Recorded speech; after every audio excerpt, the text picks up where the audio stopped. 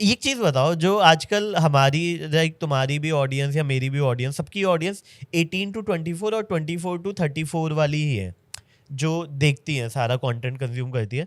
एक अच्छी चीज़ जो हुई है, जो 18 to 24 वाली ऑडियंस है, वो अब फाइनेंशियली वेरी अवेयर है। जब वो उनको पता है फाइनेंस कैसे मैनेज करना है, एज कम्पेयर टू मेरे या तुम्हारे टाइम में, जब पता ही नहीं था भाई। 18-19 में पहले तो कमाने का ही नहीं पता था। कमाने का पता चला तो इन्वेस्टमेंट तो भाड़ में ही जाए। मतलब तुम्हारे केस में हो सकता है तुम मुझे जैसे देख रही हो कि साले तू अपनी बता। मैं तो कर दी थी इन्वेस्ट, मैं कर दी थी म्यूचुअल फंड में। बट नॉर्मली 18-19 में मुझे नहीं पता था, लेकिन आजकल मैंने बच्चे देखे हैं जो कार्ड बना लेते हैं अपने, खुद कमा रहे हैं कुछ छोटी मोटी जॉब्स करके, और वो चाहते भी हैं कि मैं सिप में डाल दूं, म्यूचुअल फंड में डाल दूं। उनको क्या करना चाहिए? सपोज कोई 20-25 हजार रुपए बना रहा है महीने का, हाथ पाँव मार के, कुछ कुछ एक्टिविटीज करके, वो क्या करे? सारा पैसा उड़ा दे? यार देखो, जब आप 20s में हो ना, तो ये एकदम राइट टाइम है कुछ भी सेट करने का। ठीक है। तो अगर आप यहाँ से दो रास्ते हैं, एक तो आप डिसिप्लिन सेट कर लो, ठीक है। और हर चीज प्लान तरीके से चल लो, ठीक है। जिसके थ्रू आपके 30s और 40s बहुत इजी हो जाएगी। ओके। दूसरा जो तरीका है, जो मोस्टली लोग अपना रहे हैं, वो है कि यू लिव ओनली वंस। कि ये सोचते हैं कि मैं तो भाई अभी यंग हूँ, अभी खर्चा करूंगा। यही मेरी उम्र है, जिंदगी ना मिलेगी जैसा दोबारा। चल रहा है वैसे चलने दो। किसी ने म्यूचुअल फंड बोला, ठीक है म्यूचुअल फंड में इन्वेस्ट कर दिया। किसी ने बोला रीट्स, ठीक है रीट्स में इन्वेस्ट कर दिया। मतलब चल रहा है, कुछ प्लान तरीके से नहीं है, कुछ स्ट्रक्चर्ड नहीं है, डिसिप्लिन नहीं है लाइफ में। तो वहां पर फिर आपके 30s और 40s बहुत डिफिकल्ट होने वाले हैं फाइनेंशियली। हो सकता है 20s आप इजीली निकाल लो, बट उसके बाद नहीं हो पाएगा। लेकिन जो दूसरा रास्ता है, जहाँ पर आप एक तरीके से अपने लिए डिसिप्लिन सेट कर रहे हो, अपने लिए एक प्लान बना के चल रहे हो हर चीज़, तो वहाँ पर आपके 30s 40s बहुत ईजी हो जाएंगे। अब देखो, मोस्टली अगर कोई कॉलेज ग्रेजुएट है कोई, तो उसकी मान लो सैलरी लगती है 40,000 per month, and this is very good amount. क्योंकि अभी जो रिसेशन है, इकोनॉमिक स्लो डाउन है, फंडिंग विंटर चल रहा है, जितनी भी चीज़ें चल रही है आसपास में, 40,000 रुपीज़ पर मंथ लेके आना पैकेज बहुत बड़ी बात है मेरे अकॉर्डिंग, है ना। जो अप्रेजल है वो हो नहीं रहे हैं। अप्रेजल इस साल कहाँ हुए लोगों के? हार्डली 5-6% हुए हैं, जबकि इन्फ्लेशन ही 6-7% है। रिटेल इन्फ्लेशन, एक बात और बताना चाहूँगी, रिटेल इन्फ्लेशन 6% है, लेकिन जो मेडिकल है वो 14% है, जो एजुकेशन इन्फ्लेशन है वो भी 14% है। तो अगर आपके बच्चे हैं तो उनका तो कॉस्ट हर साल 14% बढ़ रहा है। अगर आपके बुजुर्ग पेरेंट्स हैं, उनका भी 14% से बढ़ रहा है। तो आपको उसके अकॉर्डिंग फिर प्लानिंग करनी होगी। जबकि आप रिटेल को माइंड में लेके सिर्फ 6 हल्ला तो वही 6% पे ही रुक जाता है। सही बात है। बट हर चीज 6% से नहीं बढ़ रही है, कुछ चीजें जो 6% से ज्यादा बढ़ रही है ना। तो हमें उन्हें भी अकाउंट में लेना होगा जिस तरीके से हम प्लानिंग कर रहे हैं।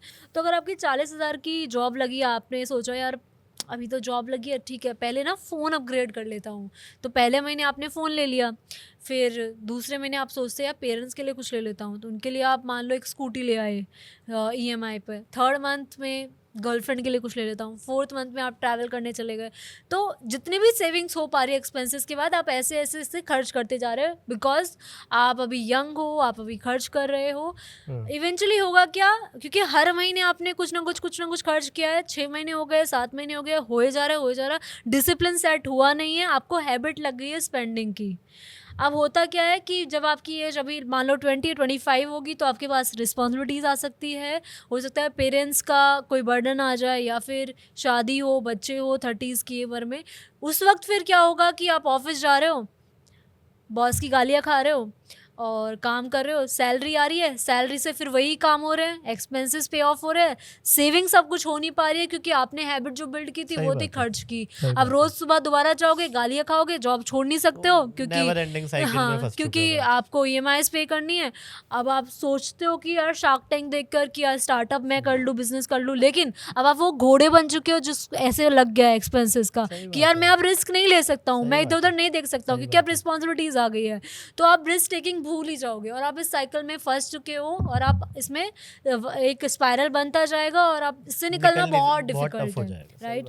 तो इसलिए कहते हैं कि जितना हो सके, जब फर्स्ट सैलरी से ये डिसिप्लिन सेट करना बहुत ही ज्यादा जरूरी है। ठीक है, मैं समझ गया वो बात तो आपकी। मेरे को सिंपल से जैसे 20 साल का कोई बच्चा है जो भी 25-30 हजार 40 हजार कमा रहा है, वो कहाँ पे सबसे पहले पैसे डालना शुरू करते हैं, बस वो बताओ। क्योंकि उससे मुझे लगता है कि एटलीस्ट जो डिसिप्लिन्ड है ना, हाँ it has to come with a simple step. Yeah if you try to create a scene कि भाई जहाँ पे वो बंदा सोचे इतना ज्यादा हर महीने, तो वो प्रैक्टिकली इम्पॉसिबल है.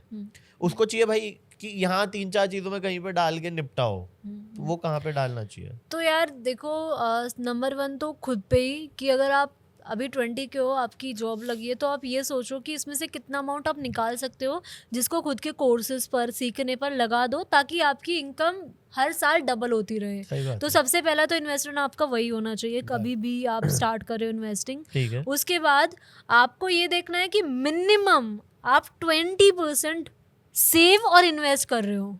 एक होता है अच्छा. सिर्फ सेव कर रहे हो तो वो अलग है, बट सेव करके इन्वेस्ट भी कर रहे हो मिनिमम 20%, सो दैट आपके जो फ्यूचर में सारे गोल्स है, लाइक आपको मान लो 2 साल बाद कोई स्कूटी, बाइक या गाड़ी लेनी है, 5 साल बाद घर लेना है, 10 साल बाद कुछ और करना है, इवन आपको एक थाईलैंड की ट्रिप लेनी है तो उस पर भी 50-60 हज़ार मोर भी, उससे भी ज़्यादा खर्च हो जाता है. तो आपको हर चीज़ के लिए पहले से इन्वेस्टिंग चालू करना होगा. तो 20% का तो ये आपको डिसिप्लिन बनाना ही रूल है, बना लो कि बनाना ही 100 में है. से 20 रुपए तुम्हारे ये जाएंगे. कम नहीं होना, ये ज़्यादा कर ज़्यादा दो, करो, 30 कर दो इसको, बट 20 से कम मत करो. क्योंकि अभी और ये बहुत डिफिकल्ट है. ये सुनने में इजी लग रहा है, 20% ही तो है, बहुत डिफिकल्ट है. क्यों? क्योंकि हमारे चारों तरफ EMI का ट्रैप बन चुका है. आप 2000 की कोई शर्ट खरीदना चाह रहे हो या फिर आप 20,000 रुपये का कोई स्पीकर खरीदना चाह रहे हो, सब कुछ ईजिली EMI पर अवेलेबल है. UPI से तुरंत पेमेंट कर सकते हो आप, तुरंत के तुरंत घर आ जाएगा सामान. इतना ईज है ना अपने आसपास कि यहाँ पर ये जो ट्रैप बन चुका है इसको हम एस्केप ही नहीं कर सकते हैं. तो इसीलिए मैं कह रही हूँ 20% इज़ वेरी डिफिकल्ट, बट आपको हर महीना ये सोचना है कि इतना तो निकालना ही है मुझे. किसमें डालना चाहिए 20%? यार देखो, स्टार्टिंग आप बिल्कुल कर रहे हो तो म्यूचुअल फंड, इंडेक्स फंड से चालू करो कि इंडिया की जो टॉप 50 कंपनीज हैं उसमें आपने इन्वेस्ट कर दिया और आप इन्वेस्ट करे ही जा रहे हो हर महीना SIP के थ्रू. और आप मान लो 5 साल का गोल है, 5 साल से पहले तो सोचो मत निकालने का, मिनिमम 5 साल का सोचो, तो आपको सही सही रिटर्न मिल जाएगा उसमें. बट अगर आप लॉन्ग टर्म का सोच रहे हो तो थोड़ा सा रिस्क की साइड जा सकते हो. स्मॉल कैप म्यूचुअल फंड में इन्वेस्ट कर सकते हो, या कोई जैसे आप, अगर आप फिनटेक इंडस्ट्री से हो, फाइनेंस इंडस्ट्री से हो, तो फाइनेंस आपको समझ में आता है, तो जो फाइनेंस बेस्ड थीम्स है, बैंकिंग हो गया या फिनटेक कंपनीज हो गया, उनके म्यूचुअल फंड में डाल सकते हो. अगर आप किसी ट्रांसपोर्ट बिजनेस में हो और आपको वो ज़्यादा समझ में आता है तो उसकी थीम में चूज करके इन्वेस्ट कर सकते हो. तो पहले तो आपको म्यूचुअल फंड से ही चालू करना चाहिए, एंड देन आप पूरा प्लान के साथ. देखो, ऐसा नहीं होता कि ब्लाइंड इन्वेस्टमेंट करो. मेरे अकॉर्डिंग आप पहले गोल डिसाइड करो कि मेरा ना ये गोल है और इस गोल के लिए टाइम ज़्यादा चाहिए, तो मैं रिस्क ज़्यादा ले सकती हूँ, तो मैं रिस्क के एसेट्स में डाल सकती हूँ. लेकिन ये जो मेरा गोल है 1 साल बाद ही आ रहा है, मैं ज़्यादा रिस्क नहीं ले सकती, तो फिर मेरे पास ऑप्शन क्या बचते हैं? FD बचता है, बॉन्ड्स बचता है, या फिर जो हाँ ओके, FD बचता है, बॉन्ड्स बचता है. तो मुझे लगता है कि ईयर्स के अकॉर्डिंग और गोल्स के अकॉर्डिंग इन्वेस्ट करोगे तो ज़्यादा आप फिर वेल्थी बन पाओगे. आई थिंक ना, जो मुझे एक बहुत इंटरेस्टिंग चीज़ लगती है ना, जो आई डोंट नो काफ़ी लोग इससे अवेयर हैं कि नहीं, ये इंडेक्स फंड मुझे लगता है सबसे सॉर्टेड चीज़ बनी हुई है, जिसका काफ़ी लोगों को पता नहीं अभी भी आइडिया है कि नहीं है. जैसे आप कभी भी देखो, काफ़ी शेयर्स को इंडेक्स फंड बीट कर देता है एवरी ईयर, और लोग ढूंढते रहते हैं कि भाई टिप दे दे, शेयर मार्केट में ये वाला शेयर बता दे, कौन से शेयर में डालूं. मुझे लगता है अगर आप इंडेक्स फंड में भी डाल देते हो, year on year I think 25% वो अभी भी दे रहा है. और 25 तो बहुत अच्छी बात है. 25 बहुत अच्छी बात. और वो तो सिर्फ निफ्टी का ही है, मतलब निफ्टी जितना ग्रो कर रहा है उतना वो इंडेक्स फंड अपने आप दे रहा है. तो अगर तुम्हें कोई भी शेयर, कोई भी इन्वेस्टमेंट 25% दे रही है 5 साल में, मतलब वो सीधा 2 गुने से ज़्यादा होगी, शायद ज़्यादा ही होगी. तो और लेकिन मुझे नहीं पता लोग अवेयर क्यों नहीं है इंडेक्स फंड के बारे में, है ना? यार अवेयरनेस आई है धीरे धीरे, बट एक डेटा ये भी है कि जो लोग इन्वेस्ट कर रहे हैं वो अभी 2-3 साल के लिए कर रहे हैं, जिसे हम बोलते हैं लॉन्ग टर्म इन्वेस्टिंग करो. अच्छा. तो डेटा के अकॉर्डिंग 3 साल में लोग निकाल लेते हैं पैसे. तो वो फिर भी कंपाउंडिंग का इतना बेनिफिट नहीं ले पाते हैं. जब तो तक वो बनना चाहिए तब तक वो निकाल तब तक उससे पहले वो निकाल लेते हैं. लोगों में पेशेंस कम है. वही है कि स्टॉक्स में इन्वेस्ट करेंगे, उनको दिखता है कि 50% है या 100% अप गया है, लेकिन उनको ये नहीं दिखता कि दूसरा हो सकता है स्टॉक वो -30% हो या कुछ और हो.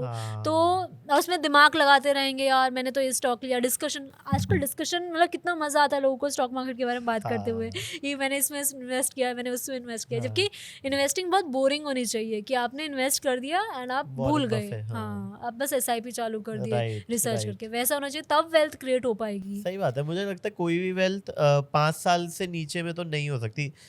इसलिए आई थिंक ना लोग रियल एस्टेट में लोग फंसते हैं ना, तो वहां पे वेल्थ इसलिए क्रिएट हो जाती है क्योंकि निकालना इजी नहीं है। Yes. शेयर मार्केट में तो आप यूं निकाल सकते हो ना, रियल एस्टेट में ये है कि बेचोगे कैसे इसको ये अभी बना नहीं है, इसको बेचोगे उसमें कैसे, लिक्विडिटी है ही नहीं ना। हाँ इसलिए वो कभी कभी वो जो होता है ना कि बेटा हमने उस जमाने में वो ले लिया था तो और अब मुझे लगता है कि हमारे बाद वाली जो जनरेशन है, लाइक हम लोग अपने बच्चों को बोल रहे होंगे कि हमने ये वाला स्टॉक ले लिया था, हाँ। तो हमारे यहाँ पर ज्यादा ये वाली कहानियां होंगी कि हो सकता जिन्होंने है। नहीं लिया उनके सही बच्चे बात है। बोलेंगे कि आपने वो स्टॉक क्यों नहीं लिया वो था। एक CNBC पे ना वो एक बंदा आया था, हाँ। वो याद है तुम्हें, जिसमें वो बोलता है कि मेरे दादाजी ने ना 200 MRF करोड़। के इतने शेयर लिए थे इस रेट पे, आप भाई बताना साहब। चाहोगे कि इसका अभी मार्केट वैल्यू क्या है? तो वो बोलता है कि sir are you sure MRF? कहता है हाँ, कहता 200 करोड़ बन रहा है ये। ओ भाई क्रेजी क्रेजी भाई साहब। कोविड में चल रहा था ये, मैंने हाँ। कहा भाई ये रातों रात अमीर हो गया ये आदमी, इसको पता भी नहीं आइडिया था। भी नहीं है कि MRF के शेयर लेके बैठा हुआ है, 1 लाख का Yes, शेयर है भाई वो, yes, क्या yes. बात है। हम भी ऐसे एहसान करेंगे अपने बच्चों पर, क्या लेके बात। भूल जाएंगे। बहुत बढ़िया बहुत बढ़िया। तो गाइस ऐसी छोटी छोटी क्लिप्स में पैक आपको बड़ा एंटरटेनमेंट चाहिए, so don't forget to like share and subscribe to काफी वाइल्ड लाइफ शो क्लिप्स।